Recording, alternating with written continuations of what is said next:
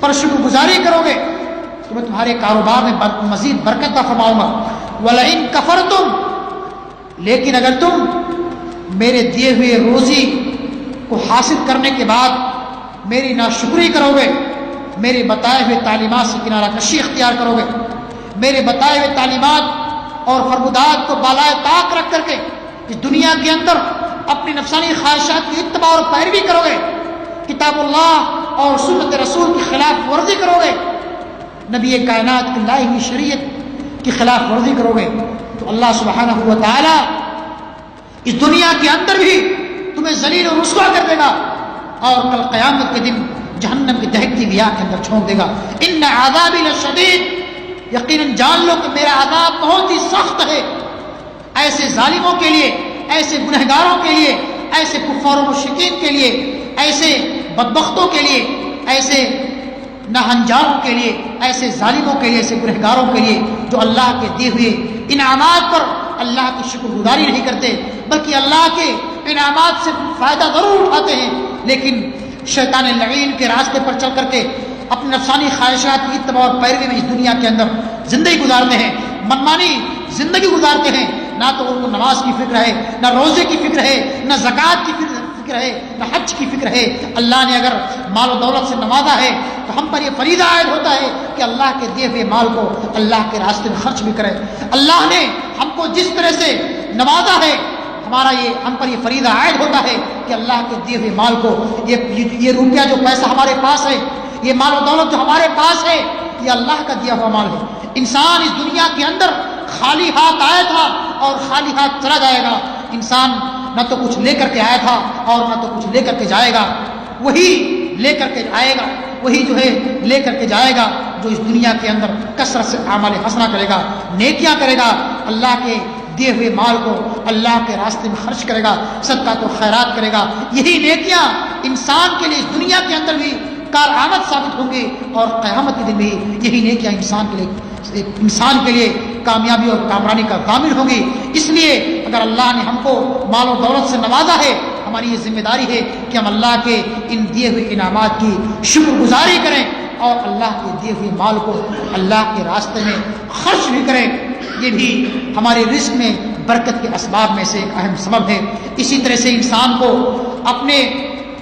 مال پر، اپنی روزی اور روٹی پر، اپنے کاروبار پر، اپنے تجارت پر، اپنے روپے اور پیسے پر قناعت کرنا چاہیے کہ جتنا اللہ نے ہم کو نوازا ہے، اللہ تیرا لاکھ لاکھ شکر ہے۔ اے اللہ جتنا تو نے ہم کو دیا ہے ہم اس تیری شکر گزاری کرتے ہیں۔ اے اللہ ہم جو ہے حلال ذرائع کو تلاش کرتے ہیں اور تیرے سامنے گریہ وزاری کرتے ہیں۔ اے اللہ ہم اسی پر جو ہے اکتفا کرتے ہیں، قناعت کرتے ہوئے بندہ اس دنیا کے اندر ایک پاکیزہ اور مہذب زندگی گزارے، جس کے ذریعے سے اللہ سبحانہ و تعالیٰ انسان کے کاروبار میں برکت عطا فرمائے گا۔ اسی طرح سے انسان رب العالمین کے مقدس کلام کی تلاوت کرے، یہ بھی انسان کی رزق میں برکت کے اسباب میں سے ایک اہم سبب ہے۔ اس کے علاوہ اور بہت سارے اسباب ہیں جس کے اپنانے کی وجہ سے اللہ سبحانہ و تعالی ہمارے رزق میں برکت عطا فرماتا ہے، اللہ ہمارے کاروبار میں، ہمارے آل اولاد میں برکت عطا فرماتا ہے۔ انسان کو چاہیے کہ انسان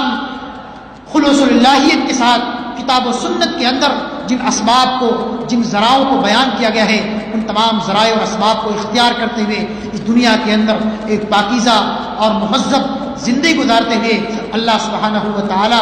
کو خوش کرنے کے لیے، اللہ کو راضی کرنے کے لیے اس دنیا کے اندر کثرت سے اعمال حسنہ کرے،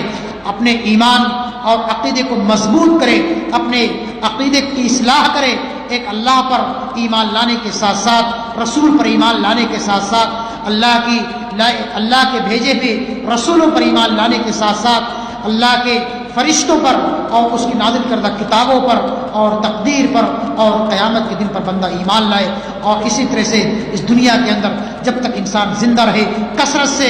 اعمال حسنہ کرتے رہے، نیکیوں کے کام کرتے رہے، اور اللہ رب العالمین کا ڈر، اللہ کا تقوی اور اللہ کی پرہیزگاری ہمیشہ اپنے دلوں کے اندر رچائے اور بسائے رکھے، چاہے انسان رات کی تاریکی میں ہو یا رات کی تنہائی میں ہو، دن کے اجالے میں ہو، جہاں بھی ہو، جس حالت میں بھی ہو، انسان اللہ سے ڈرتا رہے، اس لیے کہ یہی چیز، یہی تقوی اور یہی پرہیزگاری کل قیامت کے دن انسان کے کام آنے والی ہے۔ اسی طرح سے انسان اس دنیا کے اندر اللہ رب العالمین کا تقوی اختیار کرنے کے ساتھ ساتھ اللہ رب العالمین سے کثرت سے توبہ اور استغفار کرتا رہے، اللہ رب العالمین سے اپنے گناہوں پر نادم اور شرمندہ ہو کر کے، اپنے خطاؤں پر نادم اور شرمندہ ہو کر کے اللہ سے کثرت سے دعائیں کرتا رہے، توبہ اور استغفار کرتا رہے، اور اسی طرح سے اللہ سبحانہ و تعالیٰ سے بندہ کثرت سے دعائیں کرے اور استغفار کرنے کے ساتھ ساتھ اللہ کے دیے ہوئے مال پر قناعت اختیار کرے اور اللہ کی شکر گزاری کرے، اللہ کے مقدس کلام کی تلاوت کرے۔ اللہ رب العالمین ان تمام اسباب کو اختیار کرنے کے بعد انشاءاللہ العزیز ہمارے کاروبار میں برکت عطا فرمائے گا، ہماری روزی روٹی میں برکت عطا فرمائے گا۔ اللہ سبحانہ و تعالیٰ سے دعا ہے کہ مولا کریم جب تک ہمیں اس دنیا کے اندر زندہ رکھے، ایمان اور اسلام پر زندہ رکھے، رب العالمین تو ہمارے ایمان اور عقیدے کی اصلاح فرما۔ اے اللہ تو ہمیں اس دنیا کے اندر کثرت سے اعمال حسنہ کرنے کی توفیق عطا فرما۔ اے اللہ ہم جہاں بھی رہیں، جس حالت میں رہیں، اے اللہ ہم تجھ سے ڈرتے رہیں، تیرا تقوی، تیری پرہیزگاری ہمیشہ ہمارے دلوں کے اندر رچی اور بسیر ہے۔ اے اللہ تو ہمیں کثرت سے توبہ اور استغفار کرنے کی توفیق عطا فرما۔ اے اللہ تو ہمیں کثرت سے دعائیں کرنے کی توفیق عطا فرما۔ اے اللہ ہم یقیناً تیرے گنہگار بندے ہیں، تیرے خطا کار بندے ہیں، ہم سے قدم قدم پر گناہ اور معصیت کے کام ہوتے ہیں۔ اے اللہ تو غفور رحیم ہے، تیرا فرمان ہے کہ تم مجھ سے دعائیں کرو۔ اے اللہ تیری بارگاہ میں حاضر ہو کر کے تیرے سامنے اپنی زمین نیاز کو خم کر کے، تیرے سامنے اپنے ہاتھوں کو اٹھا کر کے اے اللہ اپنے گناہوں کی ہم بخشش طلب کر رہے ہیں، مغفرت طلب کر رہے ہیں۔ اے اللہ تمہارے گناہوں کو معاف کر دے، اے اللہ تمہاری دعاؤں کو قبول کر لے، اے اللہ تو ہمارے کاروبار میں، ہماری تجارت میں برکت عطا فرما۔ اے اللہ ہمیں